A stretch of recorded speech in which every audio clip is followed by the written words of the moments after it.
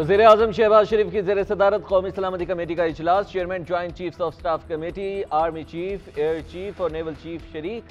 वज़ीर दाखिला, वज़ीर खारजा और वज़ीर खजाना की शिरकत। मुल्क की सूरत हाल का जायजा लिया जा रहा है। अस्करी क़यादत सिक्योरिटी की सूरत हाल पर शुरका को ब्रीफ करेगी।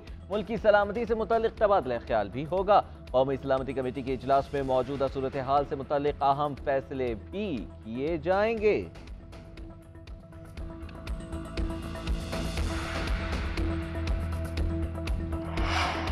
अदालत फुल कोर्ट बना दे, जो फैसला होगा कबूल होगा। वज़ीर आज़म ने दो टोक का ऐलान कर दिया। इस्लामाबाद हाई कोर्ट में तकरीब से खिताब में शहबाज शरीफ ने कहा, हमें तो हुक्म दिया जाता है कि वज़ीर आज़म तन्हा कुछ नहीं, जिन्होंने ये हुक्म दिया अपने ऊपर फैसला क्यों लागू नहीं करते। सियासी जमातों को सुना नहीं। काजी फायज ईसा का फैसला सर्कुलर से ख़त्म कर दिया। अगर फुल कोर्ट का मुतालबा मान लेते तो कोई इख्तलाफ नहीं करता। हर स्टेक होल्डर को अपने गिरेबान में झांकना होगा।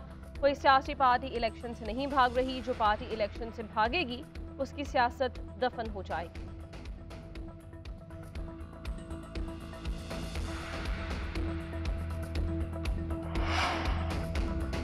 इमरान खान का मुसल्लह अफवाज को अदलिया और कौम के सामने ला खड़ा करने का इल्ज़ाम। कहते हैं कौमी सलामती कमेटी का इजलास बुलाने का मकसद इलेक्शन का इल्तवा है। हुकूमत इल्तवा के लिए सिक्योरिटी फोर्सेस को इस्तेमाल करना चाहती है। उनका यह इक़दाम मुसल्लह अफवाज को अदलिया ही नहीं बल्कि कौम के सामने ला खड़ा करेगा। कप्तान का सुप्रीम कोर्ट के फैसले के खिलाफ करारदाद लाने वालों के खिलाफ नाअहली का रेफरेंस लाने का ऐलान। कहा, हम अदलिया के तहफ़्फ़ुज़ के लिए सड़कों पर निकलने को तैयार हैं। साबिक़ वज़ीर आज़म से सदर तहरीक इंसाफ परवेज़ इलाही की मुलाकात। इमरान खान ने कहा, ये कुछ भी कर लें इलेक्शंस होकर ही रहेंगे। परवेज़ इलाही बोले, नवाज शरीफ बानी MQM से इबरत हासिल करें, उनके नक्शे कदम पर ना चलें। सुप्रीम कोर्ट के 3 रुकनी बेंच के खिलाफ कौमी असम्बली में करारदाद मंजूर। ऐवान ने फैसले के खिलाफ करारदाद मंजूर कर ली। वज़ीर आज़म और वफाकी काबीना को अदालती फैसले पर अमल करने से रोक दिया गया। फुल कोर्ट में केस की समाअत का मुतालबा। करारदाद में कहा गया कि ऐवान 3 रुकनी बेंच का अक़लियती फैसला मुस्तरद करता है। हालिया अक़लियती फैसला सियासी अदम इस्तेहकाम पैदा कर रहा है। वफाकी इकाइयों में तकसीम की राह हमवार कर दी गई है। ऐवान सियासी और मुआशी इस्तेहकाम के लिए एक ही वक्त पर आम इंतखाबात को मसाइल का हल समझता है। करारदाद में आर्टिकल 63A की तशरीह से मुताल्लिक़ अदालती फैसले पर तशवीश का इजहार किया गया।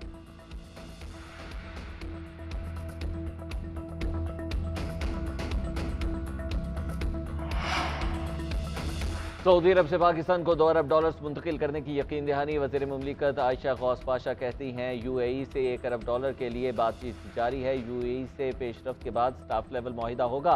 दूसरी जानिब वज़ीर खजाना इसहाक डार का दौरा अमरीका भी मनसूख हो गया। इसहाक डार ने 10 अप्रैल से आलमी बैंक और IMF के इजलास में शिरकत करना थी। हुकूमती ज़राए के मुताबिक दौरा सियासी सूरत हाल के बाइस मनसूख किया गया। UAE हुकाम से मुलाकातों का स्केजुअल भी दोबारा तरतीब दिया जाएगा।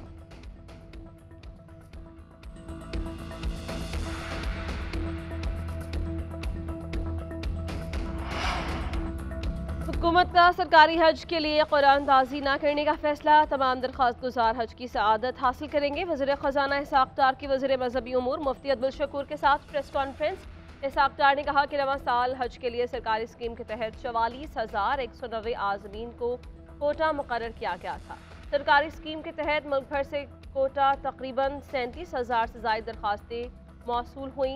मजमूई तौर पर 72,869 अफराद ने दरख्वास्तें जमा करवाईं। हज के लिए दरख्वास्तें देने वाले तमाम आज़मीन को हज पर भेजा जाएगा।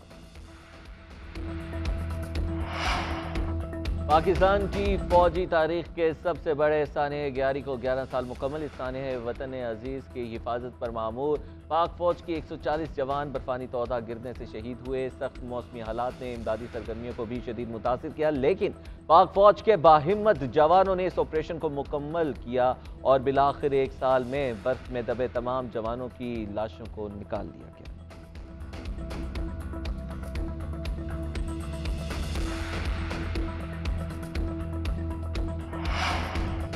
कहीं गर्मी के डेरे तो कहीं बादलों का बसेरा। मुल्क में बेशतर इलाकों में आज मौसम गर्म रहेगा। बाज़ शहरों में बारिश की भी पेशगोई। पंजाब में मौसम गर्म और खुश्क रहने का इम्कान। कराची में आज पारा 36 डिग्री पर जाएगा। समंदरी हवाएं बंद। गर्मी की शिद्दत इतवार तक बरकरार रहेगी। पेशावर के कुछ अजला में बारिश का इम्कान। महकमे मौसमियात के मुताबिक बलूचिस्तान की साहिली पट्टी तेज़ हवाओं की लपेट में रहेगी। कोयटा, चमन, मस्तूंग, ज़ियारत, हरनाई, कलात, बारखान में बादल बरस सकते हैं।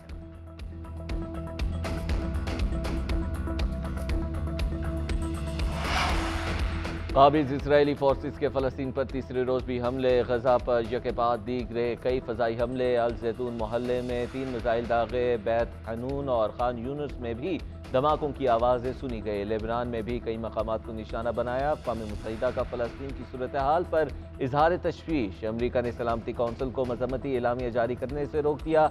बयान में कहा कि लेबनान और गजा से रॉकेट दागे जाने के बाद इसराइल को दिफा का हक हासिल है।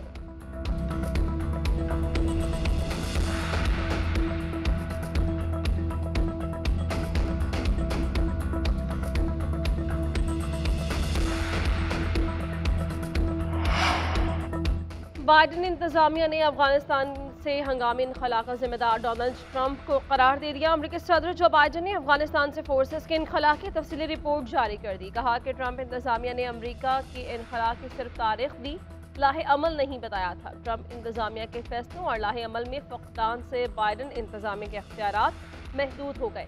तालिबान ने जिस तेजी से अफगानिस्तान पर कब्जा किया उसको देखते हुए जाहिर हो रहा था कि 2500 फौजियों से अमन कायम नहीं हो सकता।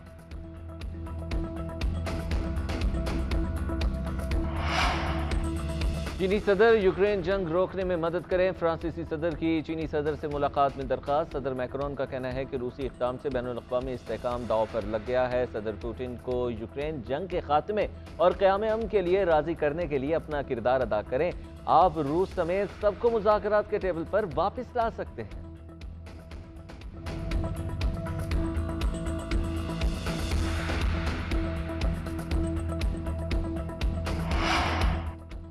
ग्रीन शर्ट्स का कीवी से इम्तिहान, क्या बाबर 11 कर पाएगी वार? कौमी टीम का तरबियती कैंप आज लाहौर में लगेगा।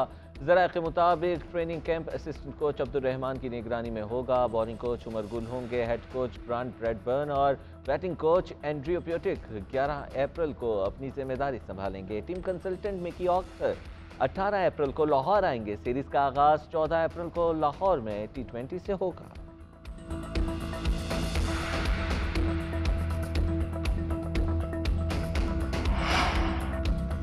फुटबॉल की आलमी रैंकिंग जारी। वर्ल्ड चैंपियन अर्जेंटीना ने ब्राजील से पहली पोजीशन छीन ली। 6 साल बाद वैसे की टीम पहले पोजीशन पर आ गई। ताज़ा आलमी रैंकिंग में फ्रांस का दूसरा और ब्राजील का तीसरा नंबर। पाकिस्तान फुटबॉल टीम ताज़ा फीफा रैंकिंग में 195वीं पोजीशन पर है।